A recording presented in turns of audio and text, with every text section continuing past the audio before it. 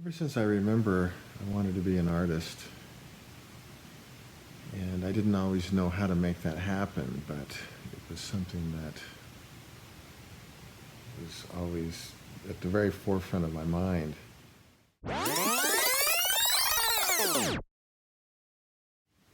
It's not easy for a young artist to fuse all the elements of an artistic career into a cohesive whole.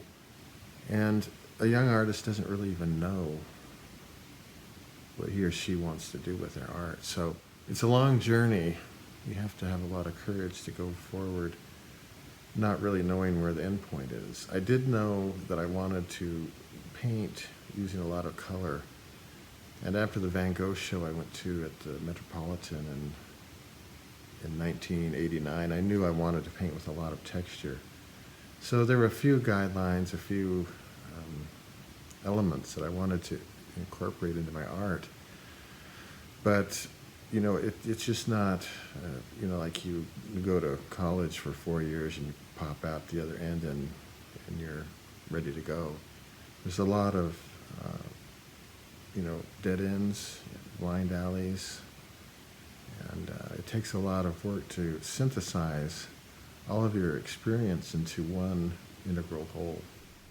I began my career in illustration doing work for the New York Times, and surprisingly I did these as wood engravings. I later transitioned over to scratchboard, but initially I worked entirely in wood engravings, and so it was an interesting process, and one that was very popular at the time. So I gradually evolved my wood engraving into woodcut, and the process evolved over time into color illustration. So from color illustration, I started doing color woodcuts in landscape.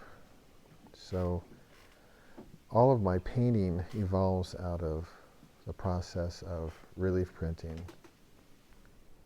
Now, I was interested to note that Van Gogh was very intrigued with woodcut, especially the woodcut of the Japanese artists.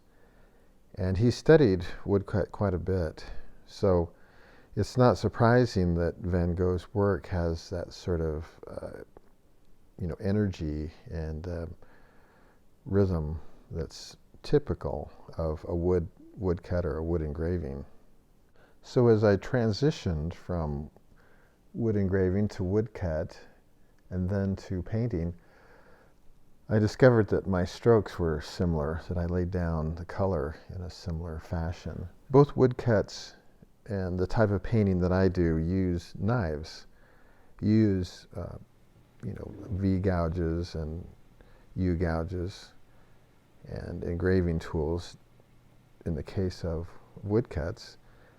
But in my painting, I use palette knives, and it has a metaphorical similarity, and I like to think of my paintings in the similar fashion, that I'm sort of, carving the paint. And there's a sculptural quality to the way I use both the engraving tool and the V gouges of woodcut, and the way I use my palette knives when I paint.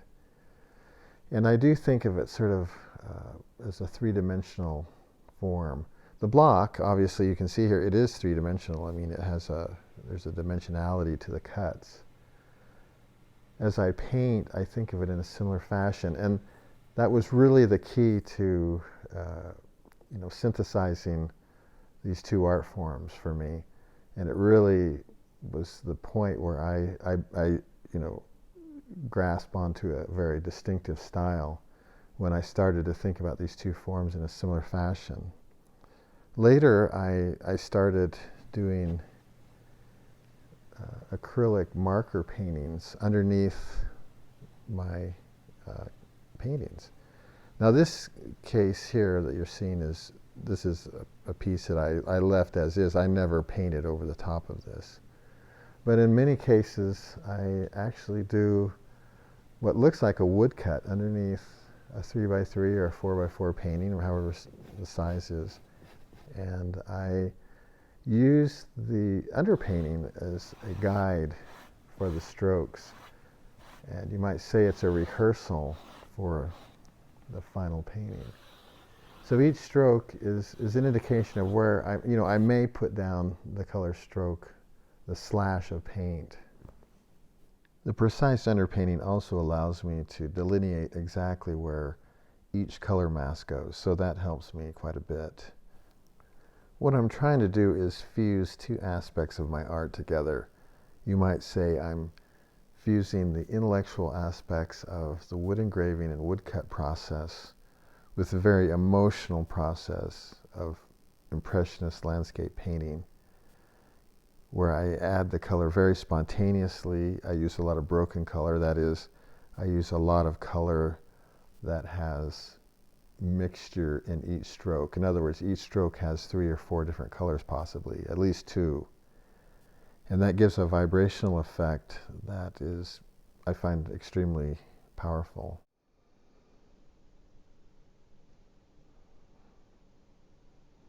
It's certainly been an interesting journey, and I'm grateful that I was able to synthesize my previous work with woodcut into my painting career in such a satisfying manner.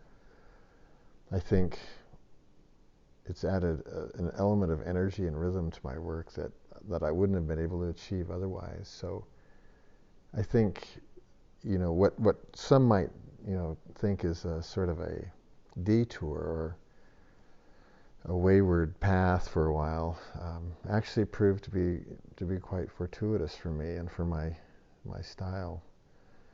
So, that's one of the interesting paradoxes of being an artist, is you don't really know what's going to be of advantage to you later. So you really have to keep your eyes open and just proceed with a lot of confidence and as much faith as you can. And it seems it all turns out for the best.